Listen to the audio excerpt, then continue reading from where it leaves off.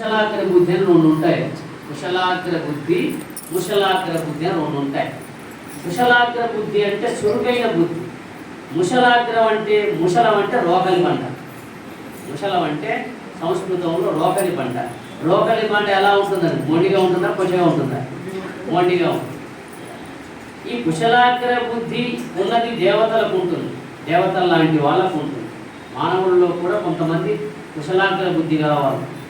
ఇక ముశలాగ్ర బుద్ధి, మంద బుద్ధి, మొండి బుద్ధి ఈ సామాన్యులకు ఉంటుంది. ఈ విషయం ఒకసారి స్వర్గలోకంలో చర్చకు వచ్చింది.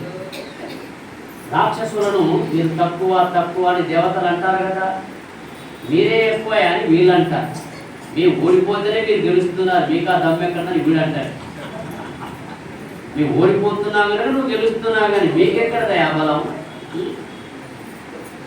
మీరు యుక్తితో గెలుస్తున్నారు కానీ మీలో శక్తి ఎక్కడదా అంటారు. దేవతల్ని రాక్షసులు అంటారు.